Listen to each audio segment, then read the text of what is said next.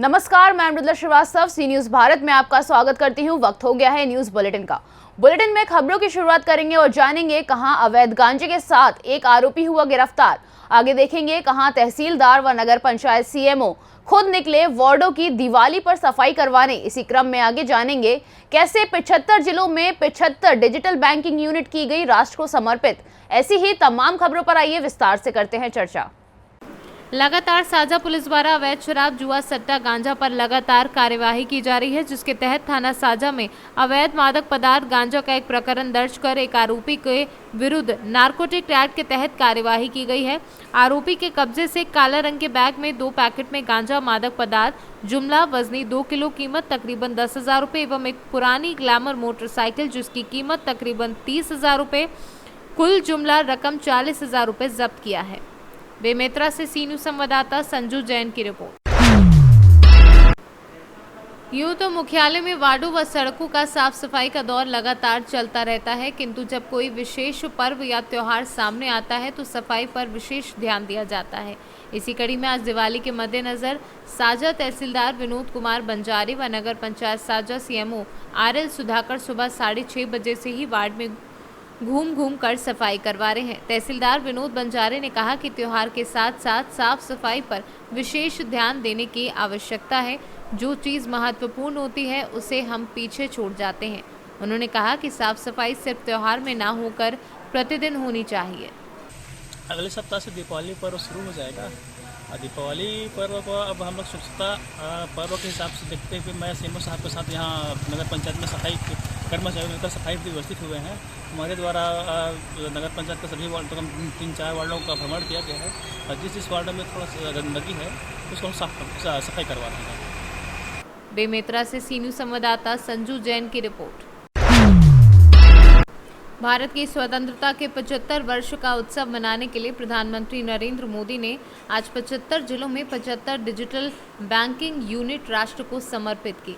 प्रधानमंत्री द्वारा शुभारंभ की गई इन 75 DBU में से 8 DBU भारत के प्रमुख सार्वजनिक क्षेत्र के बैंकों में से एक बैंक ऑफ बड़ौदा द्वारा खोली गई है।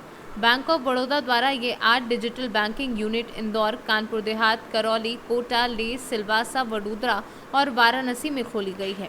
इंदौर में खोली गई डिजिटल बैंकिंग यूनिट के उद्घाटन समारोह में सांसद शंकर लालवानी ने भी भाग लिया। इस अवसर पर बैंक ऑफ बड़ौदा के कार्यपालक निदेशक अजय कुमार खुराना, बैंक ऑफ बड़ौदा भोपाल अंचल के महाप्रबंधक गिरीश सी डालाकोटी, बैंक ऑफ बड़ौदा के उप महाप्रबंधक मध्य प्रदेश विपिन कुमार गर्ग व अन्य लोग उपस्थित रहे। यहाँ पे इंदौर में एक डिजिटल बैंकिंग की शुरुआत की है। आज इस 75 पूरे देश में 75 डिस्ट्रिक्ट्स में माननीय प्रधानमंत्री जी ने आज उनका उद्घाटन किया, तो उसमें से इंदौर की भी एक ये बैंक ऑफ बड़ौदा की एक शाखा भी है। ये जब शाखा है इसमें ये पेपरलेस, पूरी की पूरी पेपरलेस है, सिर्फ सारी ट्रांजैक्शन डिजिटल होंगी। इसमें इस डिजिटल के अंदर ग्राहक खाता खोल सकता है, ग्राहक लोन भी अप्लाई कर सकता है, ग्राहक FD RD खोल सकता है, ग्राहक APY और जो दूसरी सुरक्षा योजनाएं हैं, जीवन सुरक्षा बीमा योजना, उसको भी उसके लिए अप्लाई कर सकता है। ग्राहक अपनी स्टेटमेंट, अपने TDS फॉर्म, अपने 15G 15H और पेंशन के जो जिस किस्म की जो उसकी ग्रीवेंसीज हैं वो भी यहाँ से सॉल्व हो सकती हैं। और ग्राहक जन समर्थ पोर्टल जो केंद्रीय सरकार का जो पोर्टल है, जिसमें 13 सरकारी योजनाएं जो ऋण हैं उनको वहाँ पे उसमें अप्लाई कर सकता है। कुछ ऋण ऐसे हैं जो एंड टू एंड, जिसमें के सारे वो मुद्रा लोन और पर्सनल लोन और आने वाले टाइम में ऑटो लोन भी एंड टू एंड डिजिटल होंगे, जिसमें किसी पेपर की कोई ज़रूरत नहीं है। मैं Ajay Khurana, executive director bank of Baroda, Mumbai से आया हूँ। जी ने आज़ादी के अमृत महोत्सव के अंतर्गत जो माननीय वित्त मंत्री जी ने जो फाइनेंस मिनिस्टर ने वित्त मंत्री जी ने जो बजट के दौरान घोषणा की थी कि पूरे देश में 75 डिजिटल बैंकिंग प्रारंभ होगी इस बार, उसका शुभारंभ किया। हम भी इंदौर वाले सौभाग्यशाली हैं कि हमको भी एक डिजिटल बैंक यहाँ मिली है। पूरा देश जिस प्रकार से डिजिटल हो रहा है हम देख रहे हैं। माननीय प्रधानमंत्री जी ने डिजिटल इंडिया की बात कही थी, तब तो हमारे विपक्ष के साथी उस पर ये कमेंट कर रहे थे कि क्या गांव वाले या जो पढ़े लिखे कम है वो डिजिटल हो सकते हैं क्या। लेकिन हमने देखा किस प्रकार पूरा देश में डिजिटल के माध्यम से गांव, गरीब, किसान, हर दुकानदार, यहाँ तक कि ठेले वाला भी जुड़ गया। तो ये माननीय प्रधानमंत्री जी की मंशा थी, उसके कारण संभव हो पाया। और यही था, एक समय ऐसा था कि जब एक प्रधानमंत्री जी ने कहा था कि हम ऊपर से 1 रुपया भेजते तो नीचे 15 पैसे 20 पैसे पहुँचते हैं। अभी जितना पैसा ऊपर जिसको भेजा जाता है उसको 100% उसको मिलता है। ये डिजिटल की सुविधा है और आने वाले समय में और किस प्रकार की डिजिटल सुविधा बढ़े उसको लेकर माननीय प्रधानमंत्री जी ने आज घोषणा की है कि हम अपने अपने बैंक के क्षेत्र में आसपास से जुड़े 100 व्यापारियों को डिजिटल इसमें जोड़ें। और मुझे लगता है जिस प्रकार आने वाले दिनों में डिजिटल करेंसी प्रारंभ होने वाली है, एक नई शुरुआत है देश के लिए और हम पूरे विश्व में सबसे आगे डिजिटल में, और 5G भी अब शुरू होने जा रहा है। तो मैं माननीय प्रधानमंत्री जी को धन्यवाद देता हूं कि उन्होंने इंदौर की एक डिजिटल बैंक को भी जोड़ा। इंदौर से सी न्यूज़ संवाददाता सुरेश बैरागी की रिपोर्ट। बिहार छात्र संघ ने अपना 7वां स्थापना दिवस समारोह जिले के मझौलिया के एक निजी होटल के सभागार में मनाया। मौके पर मिसाइल मैन पूर्व राष्ट्रपति डॉक्टर APJ अब्दुल कलाम को भी नमन करते हुए उनके कृतित्व पर प्रकाश डाला गया। कार्यक्रम की शुरुआत दीप प्रज्वलित कर की गई। मौके पर बुद्धिजीवियों को सम्मानित भी किया गया। समारोह को संबोधित करते हुए छात्र संघ के नेता ने कहा कि आने वाले वर्ष में छात्र संघ अच्छी तरह से कार्य करेगी और छात्रों की समस्या को मजबूती से उठाएगी।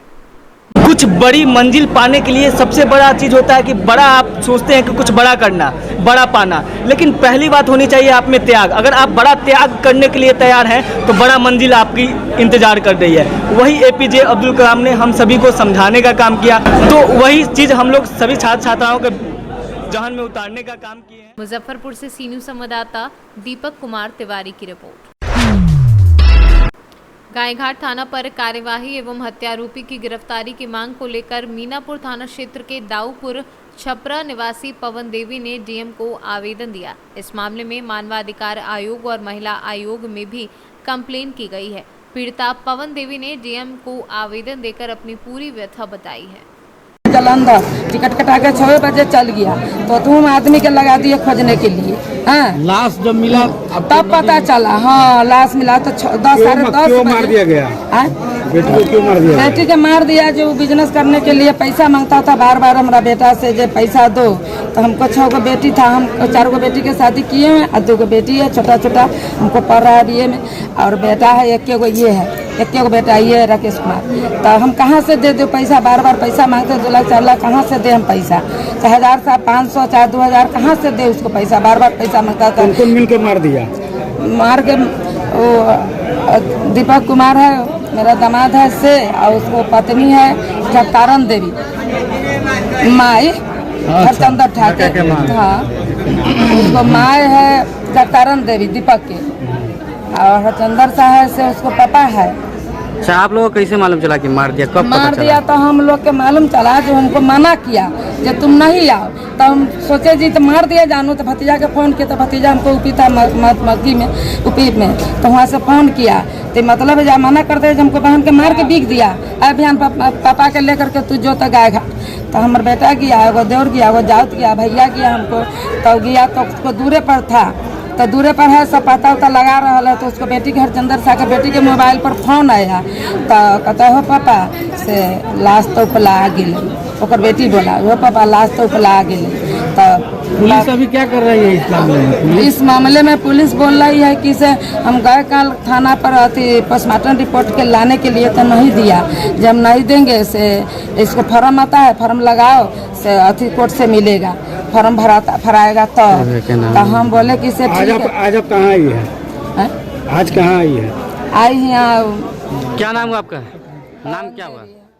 काफ़ी सीरियस नेचर का मामला है, और इस मामला में जो परिवादनी है पवन देवी, इनका एलिगेशन यह है कि इनके जो दामाद थे, यह दामाद और ससुराल के लोग जिसमें हरिश्चंद्र शाह हैं और जगतारण देवी, ये 3 व्यक्ति मुख्य रूप से इनके ऊपर काफ़ी दबाव डालते थे पैसा वगैरह के लिए। शादी की 10 साल 12 साल हो गई, लेकिन फिर भी पैसा के लिए दबाव डालते थे, और यहाँ तक इनको कहते थे कि लड़की की संपत्ति का भी अधिकार जो है सो फादर के संपत्ति में होता है, तो हमको तुम लोग हिस्सा दो संपत्ति का। और ये लोग बेचारा बहुत गरीब आदमी सब है, काफ़ी सीधा सपाटा लोग है। अब लोग अपना बहुत सामंजस्य स्थापित करने की लोगों ने कोशिश किया, लेकिन जो ससुराल वाले जो लोग थे उन लोगों ने 2 छोटा छोटा बच्चा है वह और एक है इनकी बेटी, उस तीनों को जान से ख़त्म करके और उसको जो है सो नदी में फेंक दिया। इन लोगों को जब खबर मिला है, जब इन लोग वहाँ पर गए हैं भागे भागे, तब देखे हैं कि जब पूरा खोज पड़ताल जब इन लोगों ने किया है तब वह लाश जो है सो बरामद हुआ है 3 गो का।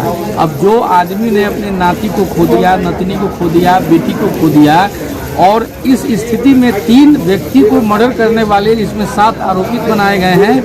यह गायघाट थाना क्षेत्र के 462/22 यह केस नंबर है जो 302 और 201 34 आईपीसी के अंदर में दर्ज है। और सभी अभियुक्तों की गिरफ्तारी अभी तक गायघाट थाना के द्वारा सुनिश्चित नहीं की गई है।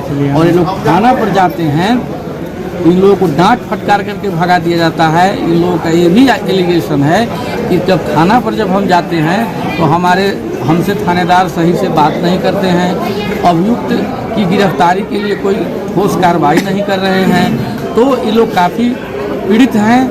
आज आए हैं तो डीएम साहब के यहाँ आवेदन दिए हैं और इस संबंध में हम मानवाधिकार आयोग में और महिला आयोग में हम एक पिटीशन दे रहे हैं जिसमें गायघाट थाना पर कार्रवाई हो और जो भी अभियुक्तगण हैं उनकी गिरफ्तारी अविलंब इसमें होनी चाहिए, क्योंकि यह मामला काफ़ी सीरियस नेचर का मामला है और काफ़ी हीनियस क्राइम है। इससे बड़ा जघन्य अपराध क्या हो सकता है कि जिस घर के 3 व्यक्ति की हत्या हो जाए और यह बुजुर्ग महिला न्याय के लिए दौड़ती फिर रही है और वर्तमान समय में पुलिस जो है एकदम शिथिल होकर के बैठी हुई है। यह बहुत ही मतलब दुखद घटना है, बहुत ही निंदनीय है। मेरा परिचय हुआ SK झा, मानवाधिकार अधिवक्ता सुप्रीम कोर्ट मुजफ्फरपुर से सी न्यूज़ संवाददाता दीपक कुमार तिवारी की रिपोर्ट। फिलहाल के लिए न्यूज बुलेटिन में बस इतना ही। देश और दुनिया की तमाम खबरों को जानने के लिए देखते रहिए सी न्यूज़ भारत। हर खबर आपके साथ, आपके हाथ।